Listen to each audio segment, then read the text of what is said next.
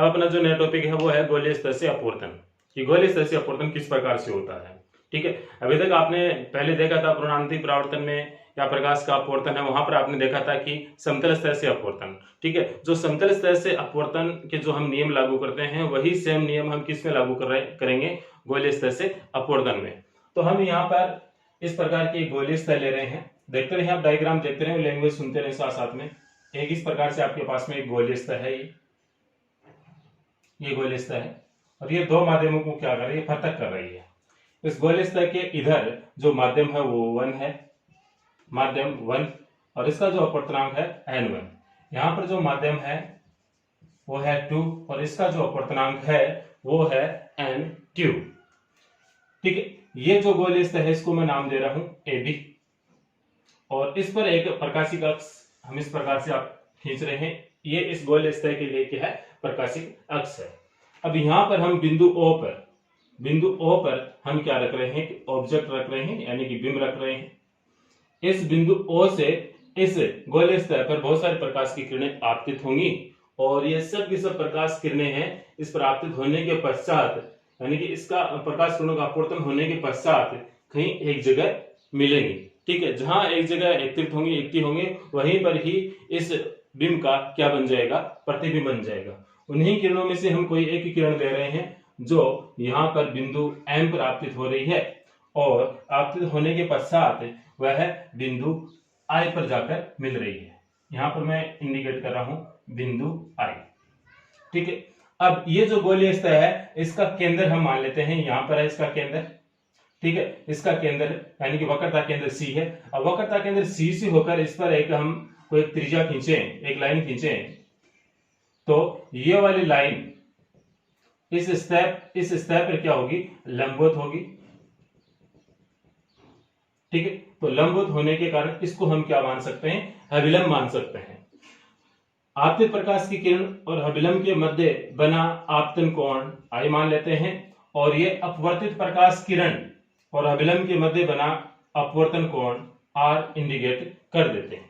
ठीक है, अब यहां से बिंदु M से इस प्रकाशीय अक्ष पर मैं एक लंब डालता हूं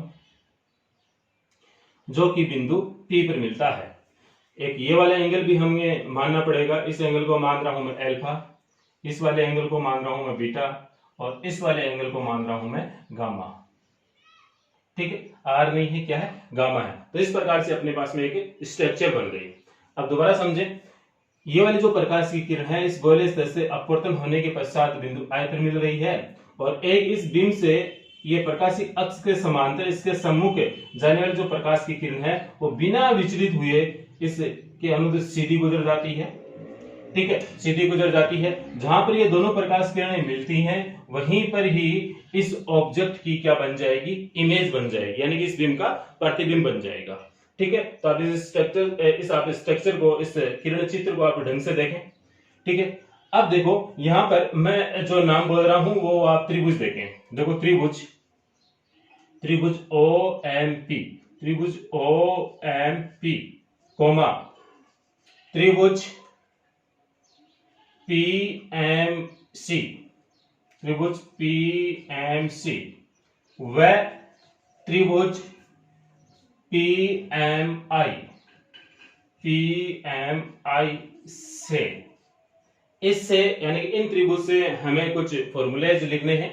सबसे पहले हम लिखेंगे इस वाले त्रिभुज के लिए, तो इस वाले त्रिभुज में जो एंगल बन रहा है वो क्या है, अल्फा है, और ये क्या है, समकोण है, यानी कि ये कौन सा त्रिभुज बना है, समकोण त्रिभुज बन रहा है। ठीक है, तो इसके लिए मैं यदि tan थीटा का फॉर्मूला लगाऊं तो एंगल कितना है, थीटा की जगह अल्फा, तो tan alpha is equals to, तो tan थीटा बराबर सूत्र होता है लंब बटा आधार। तो लंब क्या है इसमें MP और आधार क्या है OP, यानी कि MP अपॉन OP। इसी प्रकार से इस सेकंड त्रिभुज में, यानी कि जो ये वाला जो ट्राइंगल दिख रहा है आपको, इसमें लगाना है आपको tan का सूत्र, तो tan beta is equals to, यानी कि ये तो हो गया इसमें लंब और ये क्या हो गया आधार, तो ये क्या हो गया MP अपॉन PC। ठीक है, और इसी प्रकार से जो ये बड़े वाला जो आपको त्रिभुज दिख रहा है, जो मैं मार्कर घुमा रहा हूं, ये वाला त्रिभुज, इस त्रिभुज को देखें आप ढंग से, यहाँ पे जो एंगल बन रहा है वो कितना है गामा, तो इसको हम लिख रहे हैं tan gamma is equal to, यानी कि लंब तो यही रहेगा तीनों में, एमपी, तो एमपी बटा 1000 क्या इसमें पी आई, तो एमपी अपॉन पी आई। ठीक है, इस प्रकार से हमारे पास में टेन के फॉर्मूले बन गए। अब यदि हम यह मान लें, यदि आपका जो बिंदु एम हो पी के नजदीक है, हम यहां पे लिखते हैं यदि एम पी के अति अल्प है तो क्या, यदि एम पी के अति अल्प है तो, यानी कि ये एम हम यहां पर मान लें, ठीक है, यहां पर मान लें, है ना, यहां पर, तो यहां पर मानने पर जो आपका अल्प है वो एंगल छोटा हो जाएगा, बीटा और ही छोटा हो जाएगा, गामा और ही छोटा हो जाएगा। यानी कि ऐसा होने से आपके जो अल्फा, बीटा और गामा हैं, ये तीनों एंगल बहुत ही कम हो जाएंगे। ठीक है, तीनों एंगल क्या हो जाएंगे, बहुत ही कम हो जाएंगे। और बहुत ही कम होने पर हम क्या लिख सकते हैं कि टेन थीटा, यदि थीटा की वैल्यू कम है तो tan theta near about theta, यानी कि ये वाला फॉर्मूला हम लागू कर सकते हैं। तो टेन अल्फा नियर अबाउट किसके हो जाएगा, अल्फा के, टेन बीटा नियर अबाउट किसके हो जाएगा, बीटा के, और टेन गामा नियर अबाउट किसके हो जाएगा, गामा के। ठीक है, तो इस प्रकार से हम इनको लिख सकते हैं। अब यहां पर यानी कि टेन अल्फा की जगह आपको समझना है कि अल्फा लिखना है, टेन बीटा की जगह बीटा लिखना है, और टेन गामा की जगह आपको क्या लिखना है, गामा लिखना है। आगे चलें हम नेक्स्ट। ऐसा होने पर हम क्या, अब इसको दोबारा मैं रिपीट कर रहा हूं, इस वाली इक्वेशन को देखें, आप ध्यान से देखें। यानी कि हम ये लिख सकते हैं alpha is equals to MP upon OP, MP upon OP. इसी प्रकार से beta is equals to MP upon PC, PC, और इसी प्रकार से gamma is equals to MP upon P I. इन सबको हम इक्वेशन एक बार 2 डाल रहे हैं। अब जो आपको मैं ट्राइंगल बता रहा हूं, उस ट्राइंगल को देखें आप। ठीक है, त्रिभुज ओ एम सी से, ठीक है, तो हम यहां पे लिख रहे हैं त्रिभुज ओ एम सी से, ये अपना डायग्राम की वाला है। त्रिभुज ओ एम सी से हम क्या लिख सकते हैं कि आपको एक त्रिभुज की एक प्रमेय पता होनी चाहिए कि त्रिभुज के दोनों जो आंतरिक कोण है, इन दोनों का योग त्रिभुज के बाह्य कोण के क्या होता है, बराबर होता है। ठीक है, यानी कि त्रिभुज से बहिष्कोण क्या है, आई, बहिष्कोण आई के लिए हम क्या लिख सकते हैं, आई इज इक्वल्स टू, यानी कि alpha plus beta, I is equals to alpha plus beta लिख सकते हैं। क्योंकि एक त्रिभुज की एक प्रमेय होती है कि ये वाला जो त्रिभुज दिखाई दे रहा है, इसके दोनों जो अंदर वाले कोण हैं अल्फा और बीटा, इन दोनों का योग बहिष्कोण कौन सा बन रहा है, इस ट्रायंगल के साथ में आई बन रहा है, तो आई का मान इन दोनों कोणों के योग के क्या होगा, बराबर होगा, इक्वल होगा। ठीक है, अब इस इक्वेशन में, इस इक्वेशन 3 में 2 से मान रखने पर, समीकरण 2 से मान रखने पर तो क्या हो गया, आई इज इक्वल टू अल्फा का मान ये रहा एमपी अपॉन ओपी प्लस इसका मान क्या है एमपी अपॉन पीसी, और एमपी एमपी दोनों में क्या आ गया, कॉमन, तो एमपी तो कॉमन आ गया, यहाँ पे क्या बचा 1 upon OP plus 1 upon PC. ठीक है, इसको आप इक्वेशन डाल दीजिए 4, इसको हम इक्वेशन डाल देंगे 4। इसी प्रकार से फिर आपको एक ट्राइंगल और देखना है, यहाँ पर जो एक ट्राइंगल तो आपने ये ले लिया, ओ एम सी ले लिया, अब एक ट्राइंगल और बच गया आपके पास में एम सी आई से। ठीक है, तो आप लिखें यहाँ पर त्रिभुज एम सी आई से। ठीक है, इसमें भी आपका जो बहिष्कोण है, बहिष्कोण क्या है, इसमें बीटा है, बहिष्कोण क्या है, बीटा, बहिष्कोण बीटा के लिए, बहिष्कोण बीटा के लिए, तो बहिष्कोण बीटा के लिए हम क्या लिख सकते हैं कि बीटा इज इक्वल्स टू यानी दोनों अंदर के कोण है, इनका योग इसके बराबर होगा, बीटा के बराबर होगा, तो अंदर वाले कोण कौन से, तो आर है, प्लस है क्या है, गामा है। बट हमें मान चाहिए आर का। किसका मान चाहिए? आर का, यानी एक तो आपतन कोण का मान चाहिए, आपतन कोण का मान तो आई इज इक्वल टू दिस आ गया आपके पास में, और एक हमें चाहिए अपवर्तन कोण का मान चाहिए। तो अपवर्तन कोण क्या है? यहाँ पर आर है, तो इस आर को मैं इस प्रकार से लिख सकता हूँ, R is equal to beta minus gamma, यानी कि गामा इधर जाएगा तो किसका हो जाएगा? माइनस का हो जाएगा। तो इसको आप इक्वेशन डाल दीजिए। नेक्स्ट कितना है? हाई। ठीक है, इसमें आप समीकरण 2 से मान रखें। समीकरण 2 से मान रखने पर, ठीक है, 2 से मान रखने पर r is equal to beta की वैल्यू यह है M P upon P C minus, और गामा की वैल्यू क्या है आपके पास में? M P upon P I, M P upon P I. M P दोनों में क्या आ गया? कॉमन। तो एम पी कॉमन लेने के पश्चात 1 upon P C minus 1 upon P I, इस प्रकार से। ठीक है, तो ये हमारे पास में किसकी वैल्यू आ गई? अपवर्तन कोण आर की वैल्यू आ गई। इसको आप इक्वेशन डाल दीजिए 6। अब हम सनेल का नियम पहले ही पढ़ चुके हैं, तो हमें अब यहाँ पर सनेल का नियम यूज करना है। तो हम डायरेक्ट लिखेंगे सनेल के नियम से, सनेल के नियम से। तो सनेल के नियम से क्या लिख सकते हैं? Sine I upon sine R is equal to n2 upon n1। ठीक है, तो यहां पर एक बात और आपको सोचनी है कि यदि अल्फा बीटा और गामा यदि अल्प है, तो आपके जो आई और आर हैं वो भी क्या होंगे? अति अल्प होंगे। ठीक है, आई व आर अति अल्प होने पर, आई व आर अति अल्प होने पर, यानी कि ये एक सूत्र होता है मैथमेटिक्स का, sine theta near about theta. ये कब होता है? जब थीटा क्या है? अति अल्प है। ये कंडीशन होती है, यानी कि थीटा जब बहुत ही कम होता है तब साइन थीटा का मान उस थीटा के बराबर ही होता है। यानी साइन थीटा को हम क्या लिख सकते हैं? थीटा लिख सकते हैं। तो इस वाली कंडीशन में हम क्या लिख देंगे? अति अल्प होने पर, अति अल्प होने पर साइन आई को हम क्या लिखेंगे? आई लिखेंगे, और साइन आर को क्या लिख देंगे? आर। अतः ये वाली इक्वेशन अब इस प्रकार से हो गई, I upon r is equal to n2 upon n1। ठीक है, वज्र गुणा कर दीजिए दोनों को, ये हो गया n1 I is equal to n2 R. ये वाली इक्वेशन बन गई। इसको आप इक्वेशन दे दीजिए नेक्स्ट 7। लो जी, इक्वेशन दे दिया इसको 7। अब इक्वेशन 7 में एक तो आपके पास में ये रही इक्वेशन 4 आई का वैल्यू, और यहाँ पे इक्वेशन 6 में आर का वैल्यू। तो ये आई और आर इन दोनों की जो वैल्यू है आपको पुट करनी है इक्वेशन इसमें 7 में।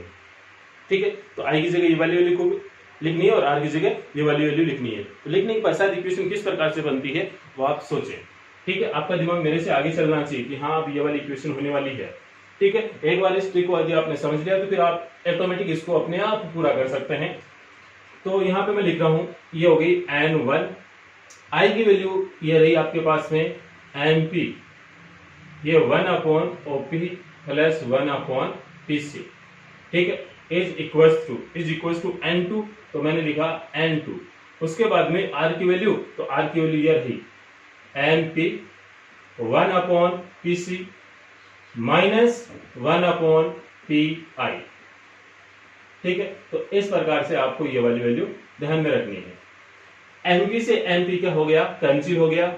तो n1 1 upon OP plus 1 upon pc is equals to n2। mp से mp तो क्या हो गया? कैंसिल हो गया। कैंसिल होने के पश्चात जो रिमेनिंग है वो हम यहाँ पे लिख रहे हैं। तो इसको आप इस प्रकार से लिखें 1 upon pc minus 1 upon pi। ठीक है, अब इतना काम हो गया बड़ा। इसके पश्चात हम यहाँ पर लागू करेंगे चिन्ह परिपाटी। ठीक है, तो चिन्ह परिपाटी लागू करने से पहले आप इस डायग्राम को एक बार दोबारा देखें। इस गोलीय सतह से आपका बिंब कितनी दूरी पर है? बिंब इतनी दूरी पर रखा हुआ है। बिंब जितनी दूरी पर रखा हुआ है उसको हम बोलते हैं बिंब दूरी, और बिंब दूरी को हम लिखते हैं u से। किससे लिखते हैं? u से लिखते हैं। तो ओपी किसका काम कर रहा है? u का काम कर रहा है।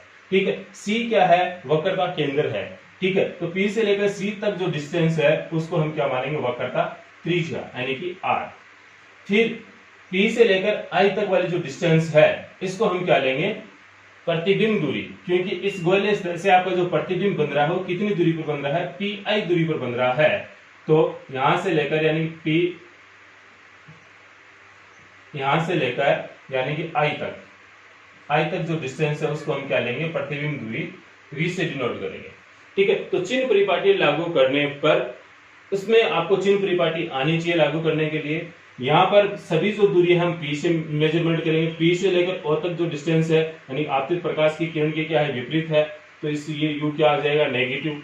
ठीक है, फिर P से लेकर I तक यानी आपतित प्रकाश किरण की डायरेक्शन में मेजरमेंट करें तो पॉजिटिव डिस्टेंस, R भी क्या आ जाएगा, पॉजिटिव। तो ये आप समझ गए होंगे, तो यहाँ पे लिख सकते हैं चिन्ह परिपाटी लगाने पर, चिन्ह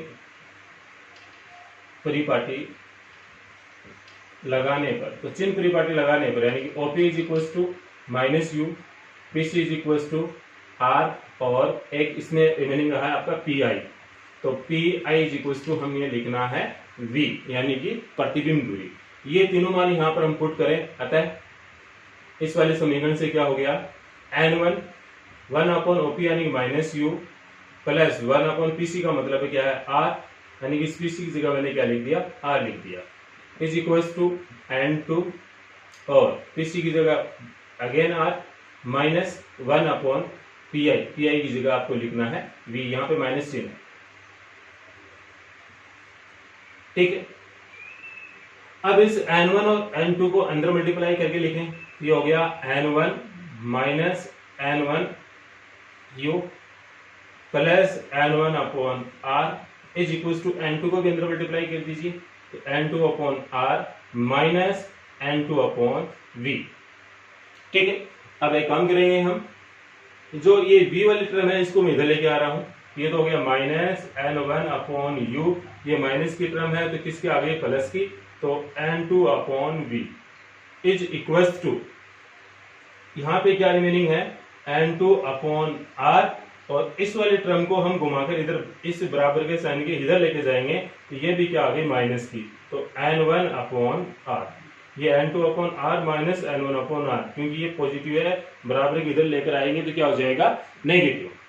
ठीक है, तो ये यहाँ पर इस प्रकार से हमारे पास एक इक्वेशन बन गई, minus N1/U plus N2/V is equal to R दोनों में कॉमन है, तो हम ऐसे लिख सकते हैं डायरेक्ट, क्या लिख सकते हैं, N2 माइनस N1/R। ठीक है, तो ये वाली इक्वेशन आपके पास में इस प्रकार से बन गई। तो ये सूत्र बन गया, किसके लिए सूत्र है आपका, गोलीय पृष्ठ से अपवर्तन का सूत्र है। ठीक है, गोलीय पृष्ठ के अपवर्तन से जो अब मेरे पास में जो सूत्र बना, ये सूत्र बन गया, और ये सूत्र वेरी वेरी इंपॉर्टेंट है, पूछे इस पे न्यूमेरिकल भी पूछे जाते हैं बोर्ड में, और आगे जो एक डेरिवेशन और हम करेंगे पतले लेंस से अपवर्तन, तो उसमें उस डेरिवेशन में इस फॉर्मूले को हम डायरेक्ट यूज करने वाले हैं, इसलिए आप इसको डायरेक्ट ही याद रखें। ठीक है, तो ये थोड़ा सा लेंथी वीडियो है, बट इसमें आपको याद कुछ भी नहीं करना है, ओनली समझना है, ओनली आपको स्ट्रक्चर समझनी है कि इस ऑब्जेक्ट की इस यहाँ पर इमेज किस प्रकार से बनती है, और फिर आपको ये ट्राइंगल लेना आना चाहिए। ठीक है, कहने का मतलब है यदि आपने ये डायग्राम ढंग से समझ लिया और यदि आपको ये याद हो गया डायग्राम, तो आपको कुछ नहीं करना, सबसे पहले यह याद रखना है कि सबसे पहले हम tan थीटा का सूत्र लगाने वाले हैं, अल्फा बीटा गामा के लिए tan यूज कर लेंगे, फिर हमें त्रिभुज का बहिष्कोण वाला नियम लगाना है, वहां पर I का फॉर्मूला लगाएंगे। ठीक है, I का मान याद करेंगे, फिर जो एक रिमेनिंग जो त्रिभुज बचता है उसमें से हम R का मान निकालेंगे, और I और R का मान हमारे पास में आते ही हम स्नेल का नियम यूज कर लेंगे, और स्नेल के नियम में आपको sin I और sin R इन दोनों को अल्प मानना है, जो बाद में जो कैलकुलेशन होती है ओनली मैथमेटिक्स के अनुसार सिंपल है। ठीक है, और लास्ट में आपको चिन्ह परिपाटी लागू करनी है, बस ऐसे पॉइंटों में आप याद रखें। ठीक है, तो मैं उम्मीद करता हूं कि आपको ये समझ में आ गया हो गया। ठीक है, और बस इस वीडियो में इतना ही, और अब आप एक इस पूरे वीडियो का एक स्क्रीनशॉट ले लीजिए ताकि आप इसको अच्छे से बाद में नोट्स में नोट भी कर सकें। ठीक है, और वैसे इस वीडियो में बस इतना ही, और वीडियो देखने के लिए थैंक यू।